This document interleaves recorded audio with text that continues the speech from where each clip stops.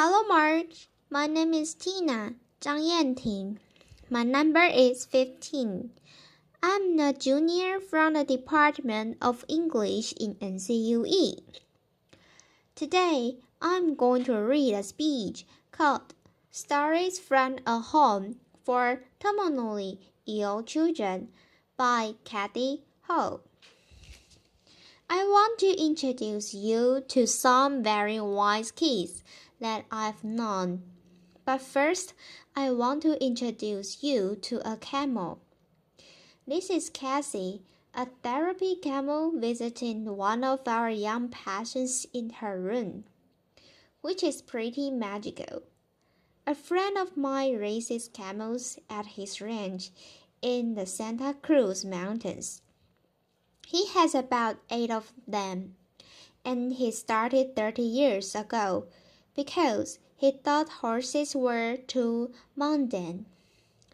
John is an out-of-the-box thinker, which explains why the two of us have been such good friends all of our lives. Over the years, I've convinced him to shuttle those sweet, furry beasts up to hang out with our sick kids from time to time. Talking to John, I was surprised to learn that camels have an average life expectancy of 40 to 50 years. The life expectancy of many of the children with whom I work is less than a year. This is a picture of the George Mark Children's House, the first pediatric palliative respite care center to open in the United States. I founded it in 2004. After years of working as a psychologist on pediatric intensive care units, frustrated with the undignified deaths that so many children experienced and their families had to endure, as I sat with families whose children were at the end of their lives, I was acutely aware of our surroundings. While the elevated train rumbled overhead on its track, quite literally the room reverberated with each passing train car. The lights on the wall were fluorescent and too bright. Monitors beeped, as did the elevator. Noisily announces its arrival. These families were experiencing some of the most excruciating moments of their lives, and I also wanted them to have a more peaceful place in which to say a last goodbye to their young daughters or son. Surely, I thought, there must be a better spot than a hospital intensive care unit for children at the end of their lives. Our children's house is calm and nurturing. It's a place where families can stay together to enjoy quality time with their children, many of whom are there for respite days, some with repeated visits over a span of many years. We call those kids our frequent flyers, rather than the bright, noisy quarters of the hospital. Their rooms are calm and comfortable, with actual living spaces for the families, a sanctuary of gardens and a wonderful outdoor playground with special structures for children with physical limitations. These sweet baby lars came to us directly from a hospital intensive care unit. Imagine hearing a heartbreaking news that none of us would ever want to hear. His parents had been told that Lars had a brain enemy that would keep him from ever swallowing, walking, talking, or developing mentally. Recognizing what little chance he had for survival, his parents chose to focus on the quality of time that they could spend together. They moved into one of our family apartments and chattered each day that they had, which were far too few. Lars' life was brief, to be sure, mere weeks, but it was calm and comfortable. He went on hikes with parents. The time that he spent in the pool with our aquatic therapist lessened the seizures he was experiencing and helped him to sleep at night. His family had a peaceful place in which to both celebrate his life and mourn his death. It has been 5 years since Lars was with us, and in that time, his family has welcomed a daughter and another son. They are such a powerful testament to the positive outcome that specialized children's hospice care can create. Their baby's physical discomfort was well managed, giving all of them the gift of time to be together in a beautiful place. I'm going to talk to you now about the elephant rather than the camel in the room. Very few people want to talk about that, and even fewer about children's death.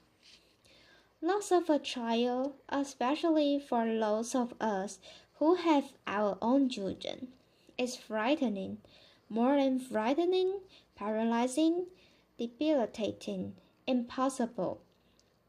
But what I've learned is this: children don't sleep, dying just because we, the adults, can comprehend the injustice of losing them. And what's more, if we can be brave enough to face the possibility of death, even among the most innocent, we gain an unparalleled kind of wisdom. Take Crystal, for example. She was one of the first children to come for care after we opened our doors. She was 9 when she arrived, and her neurologist expected that she might live another 2 weeks. She had an inoperable brain tumor, and her decline had really accelerated in a week before she came to us. After settling into her room, dressed entirely in pink and lavender, surrounded by the Hello Kitty accessories that she loved, she spent the next several days winning over the hearts of every staff member. Bit by bit, her condition stabilized, and then to our astonishment, she actually improved.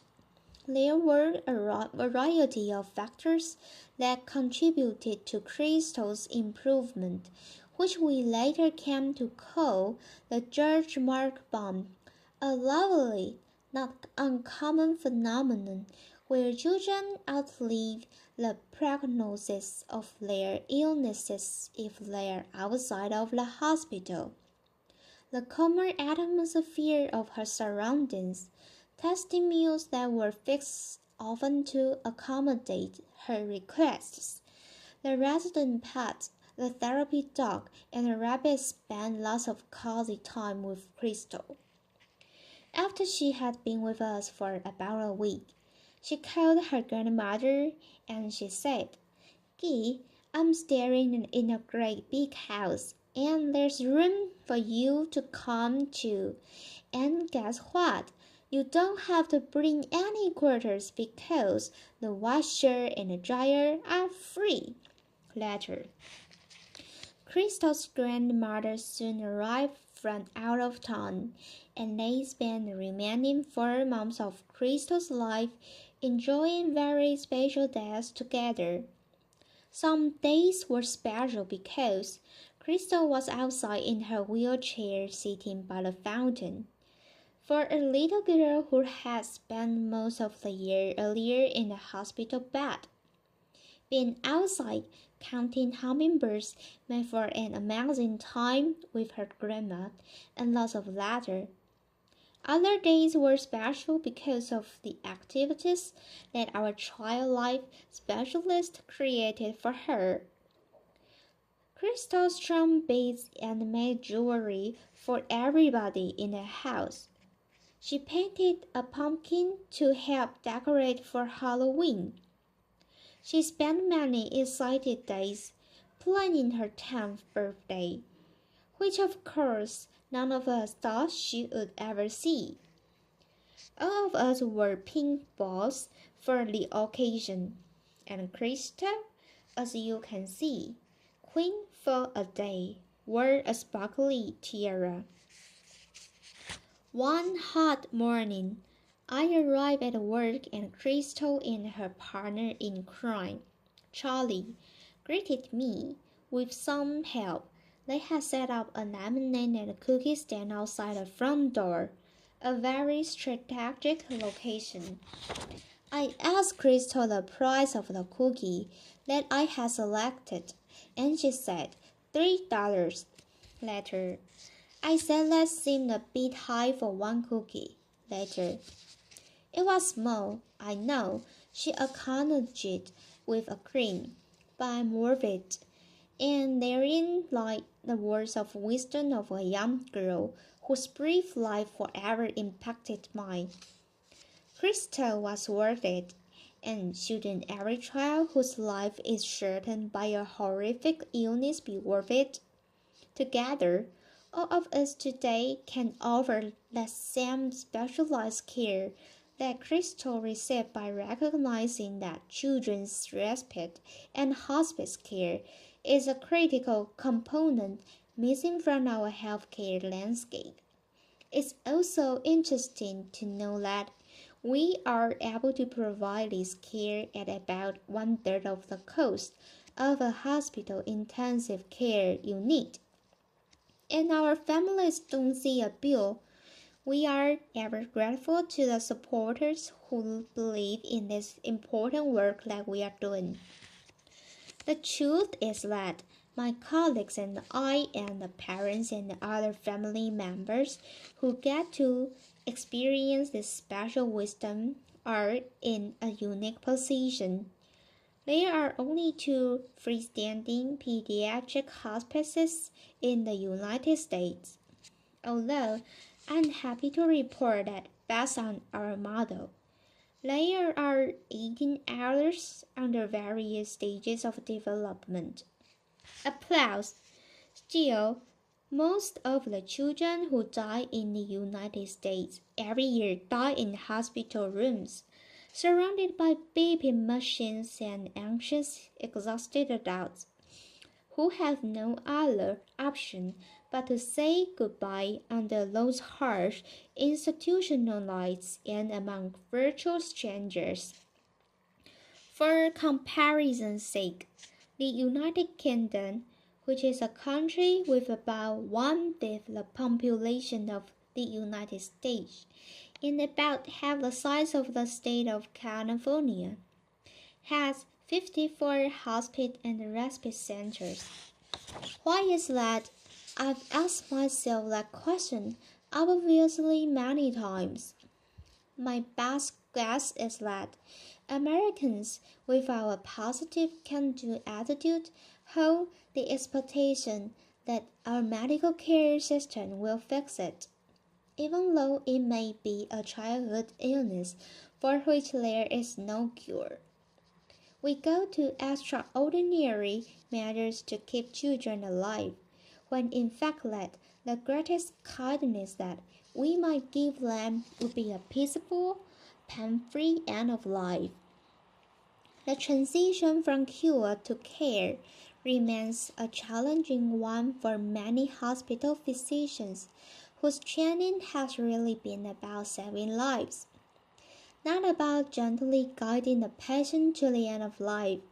The death of a sweet baby for whom we care at the end of our life certainly captured this dichotomy when he reflected that there are a lot of people to help you bring an infant into the world, but very few to help you usher a baby out.